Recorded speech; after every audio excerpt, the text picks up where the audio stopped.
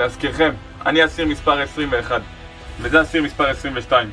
אבל אני לא רוצה לדבר על עצמי, אני רוצה לדבר עליו. כי המצב הנפשי והבריאותי שלו קשה מאוד. מאז ששמענו שהמלחמה מתארכת במספר חודשים ארוכים, והבנו כמה זה מסכן את החיים שלנו, מאז הוא לא מפסיק לנסות לפגוע בעצמו.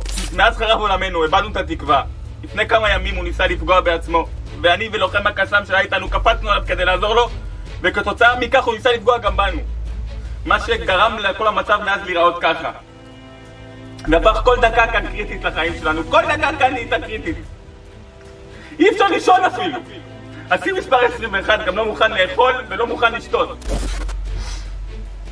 את אותו מעט אוכל שיש לנו במציאות הנוראית הזאת. מעט אוכל. תשאלו את אוהד על איזה מציאות מדובר. ואוהד עכשיו קשה הרבה יותר.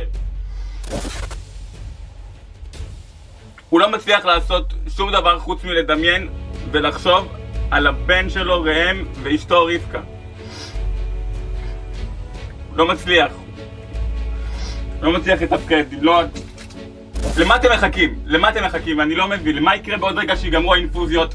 מה יקרה בעוד רגע שאני כבר לא אוכל להיות לידו והוא יישאר לבד? אם הוא יהיה לבד אני לא מסוגל אפילו לדמיין את זה.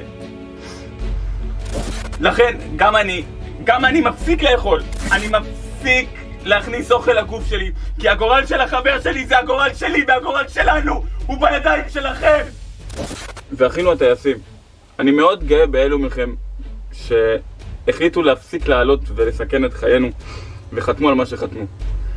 אבל אלו שעדיין מסוגלים לעלות ולהפציץ כאן אותנו, האסירים, האזרחים, מה אתם מספרים למשפחות שלכם? מה אתם מספרים למשפחות שלנו? מה? עם ישראל, כרגע נותרנו מספר אסירים בחיים. אם אתם רוצים לדעת מה המספר הזה, פשוט תשאלו את שרה נתניהו, כנראה יודעת מה שאתם לא יודעים. ואת שרה, פשוט תגידי מה המספר שאת רוצה שישאר כדי להוציא אותנו. מה? כמה עוד צריכים למות? כמה? רוצה 10? רוצה 15? פחות מ-20? יותר מ-20? תגידי! איך המלחמה הזאת עדיין ממשיכה? איך המלחמה לא עוצרת? תגידו לי, מה השתגעתם? 1 ו7 חודשים. מה עוד צריך לקרות שלא קרה? מה עוד צריך לעשות שלא נעשה? מדינה שלמה רוצה שזה ייגמר הסיוט הזה. מעכשיו, כל דם שנשפט, כל התדרדרות נוספת שרואים אותה בעיניים, היא על הידיים שלכם. רק על הידיים שלכם מחליטי ההחלטות. די, הגיע הזמן לעצור.